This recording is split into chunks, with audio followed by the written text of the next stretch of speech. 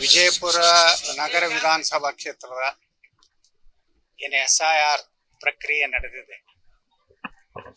ನಮ್ಮ ಎಲ್ಲ ಮತದಾರರು ನಿಜವಾದ ಮತದಾರರ ಒಂದು ಪರಿಷ್ಕರಣೆ ಇವತ್ತು ಭಾರತ ಚುನಾವಣಾ ಆಯೋಗ ಮಾಡ್ತಾ ಇದೆ. ಇದು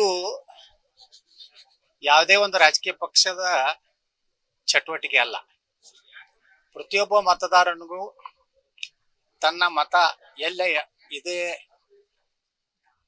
ಅವರು ಮತ ಹಾಕುವಂತ ಅಧಿಕಾರ ಕೊಡುವಂತ ಒಂದು ಅತ್ಯಂತ ಒಳ್ಳೆಯ ಪ್ರಕ್ರಿಯೆಯನ್ನ ಇವತ್ತು ಭಾರತೀಯ ಚುನಾವಣಾ ಆಯೋಗ ಮಾಡ್ತಾ ಇದೆ. ಇದರಿಂದ ಈ ನಕಲಿ ಓಟುಗಳು ಅಂದ್ರೆ ಒಬ್ಬೊಬ್ರದ್ದು 8-9 ಕಡೆ ಮತ ಮಾಡಿದ್ದಾರೆ, ಮಾಡಿ ನಕಲಿ ಡೂಪ್ಲಿಕೇಟ್ ಓಟ್ ಹಾಕುವಂಥದ್ದು ವಿಜಯಪುರದಲ್ಲಿ ಕೆಲವೊಂದು ಏರಿಯಾದಲ್ಲಿ ಬಹಳ ವರ್ಷಗಳಿಂದ ನಡ್ಕೊಂಡು ಬಂದಿತ್ತು.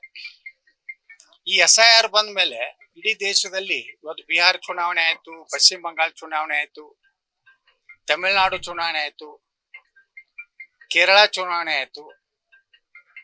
ಇಲ್ಲಿ ಯಾವುದೇ ಒಂದು ರಾಜಕೀಯ ಒಂದೇ ಪಕ್ಷದ ಸರ್ಕಾರ ಬರಲಿಲ್ಲ. ತಮಿಳುನಾಡಿನಲ್ಲಿ TVK ಪಕ್ಷ ಬಂತು, ಕೇರಳದಲ್ಲಿ ಕಾಂಗ್ರೆಸ್ ಪಕ್ಷ ಬಂತು, ಪಶ್ಚಿಮ ಬಂಗಾಳದಲ್ಲಿ ಭಾರತೀಯ ಜನತಾ ಪಾರ್ಟಿ ಬಂತು, ಬಿಹಾರದಲ್ಲಿ ಭಾರತೀಯ ಜನತಾ ಪಾರ್ಟಿ ಬಂತು.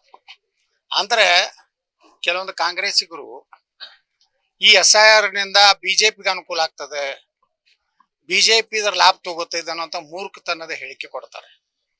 ಹಾಗಾದ್ರೆ ಕೇರಳದಾಗೂ ಬಿಜೆಪಿ ಬರ್ಬೇಕಾಗಿತ್ತಲ್ಲ, ನಮ್ಮ ಲಾಭ ಆಗಿತ್ತು. ತಮಿಳುನಾಡದಾಗೂ ನಮ್ ಬಿಜೆಪಿ ಬರ್ಬೇಕಾಗಿತ್ತಲ್ಲ. ಅಂದ್ರೆ ಅವ್ರಿಗೆ ಭಯ ಬಂದಿದೆ. ಇಷ್ಟು ದಿವಸ ಏನ್ ಮಾಡ್ಯಾರ ಕೆಲವೊಂದು ರಾಜಕೀಯ ಪಕ್ಷಗಳು, ಒಂದು ವೋಟ್ ಬ್ಯಾಂಕ್ ಮಾಡ್ಕೊಂಡು ಅಕ್ರಮವಾಗಿ ರಾಜ್ಯದ ದೇಶದ ಚುಕ್ಕಾಣಿ ಹಿಡಿದಿದ್ರು.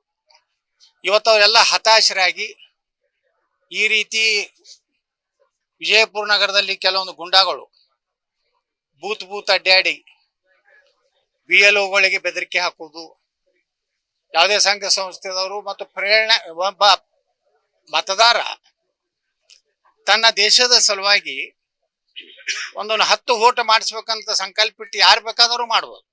ನಾವು ಈ ದೇಶದ ಮತದಾರ ಇದೀನಿ, ನನ್ನ ದೇಶ ಸುರಕ್ಷಿತವ್ರ ಕೈಗೆ ಹೋಗ್ಬೇಕು, ನನ್ನ ದೇಶದಲ್ಲಿ ಪ್ರಾಮಾಣಿಕ ಮತದಾನ ಆಗ್ಬೇಕಂದ್ರೆ ನಾನು ಸಹ ಒಬ್ಬ ಕಾರ್ಯಕರ್ತನ ಕೆಲಸ ಮಾಡ್ಲಿಕ್ಕೆ ಯಾರಪ್ಪನ ಅಪ್ಪಣೆ ಬೇಕಾಗಿಲ್ಲ. ಇದು ಚುನಾವಣಾ ಆಯೋಗದ ಸ್ಪಷ್ಟ ನೀತಿ ಇದೆ.